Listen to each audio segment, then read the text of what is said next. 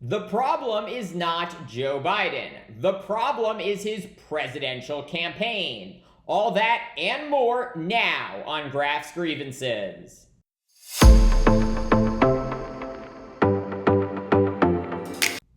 President Joe Biden making his most vociferous remarks yet about staying in the presidential race and openly daring his critics to challenge him at the convention. Because I've got a pretty good political instinct and eye. And here's the deal.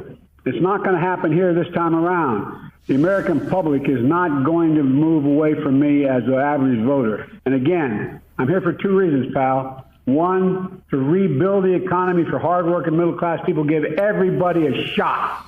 Just a straight shot. Everybody gets a fair chance, number one. Number two, remember all this talk about how I don't have the black support? Come on, give me a break. Come with me. Watch. I'm getting so frustrated by the elites. Now, I'm not talking about you guys, but about the elites in the party who they know so much more. But any of these guys don't think I should run against me. Go ahead, announce for president. Challenge me at the convention. The president fired up and ready to go, frustrated with what he calls the elites in the party calling on him to exit from the race.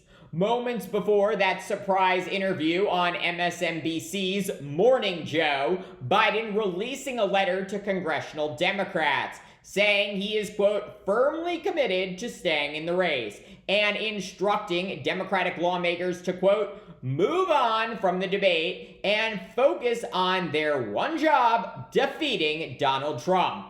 So far, just 5 House Democrats have publicly called on Biden to drop out of the race, but several more repeatedly added their voices to that chorus in a private call this weekend.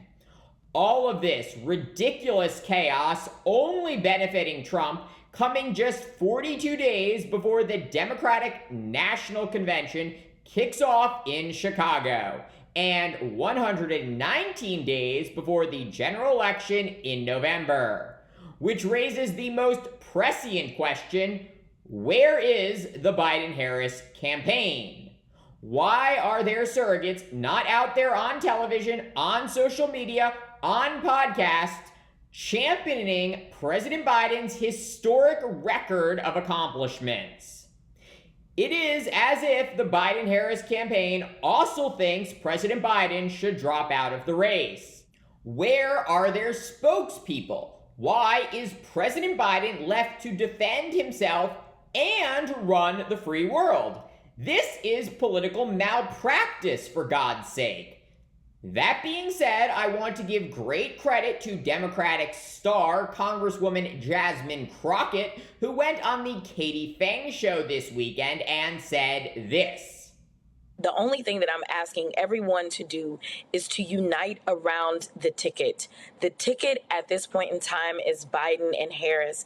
And so long as the president says that he can do this job, then that is our ticket. We have a democratic process. We went through the primary, and to subvert the will of the people based on polls is not what we do in a democracy. When we think about it, if the polling was right, we never would have had a Donald Trump.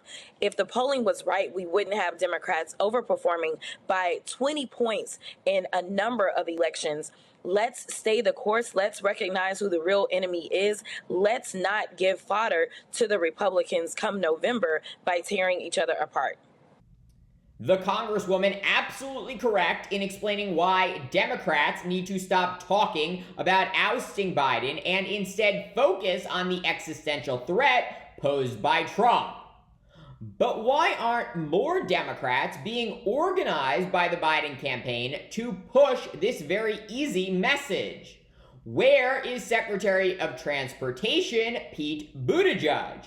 Where is Secretary of Energy Jennifer Granholm?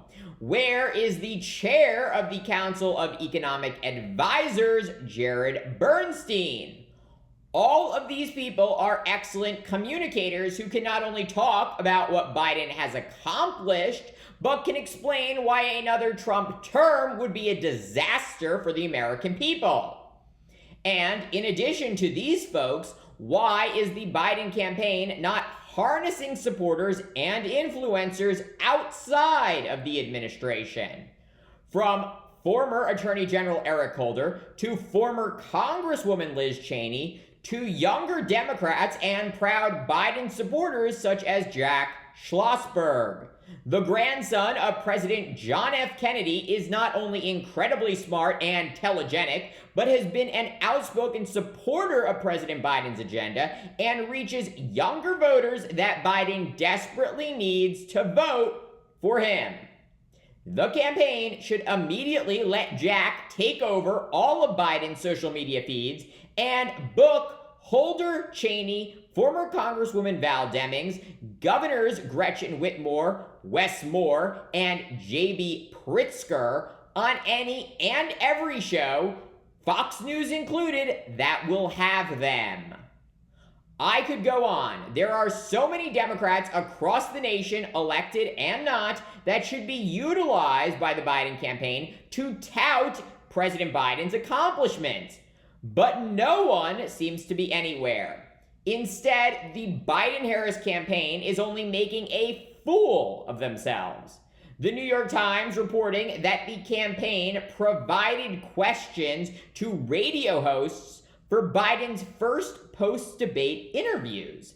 The violation of journalistic independence resulting in the resignation of one of the two black hosts and reinforcing the notion that Biden is incapable of thinking on his feet and answering basic questions about his administration. This entirely unforced error by the Biden campaign really calling into question what is going on in Delaware. And as if that weren't enough, the excellent reporter Alex Thompson of Axios getting his hands on rather stunning documents showing how staffers help guide Biden behind the scenes.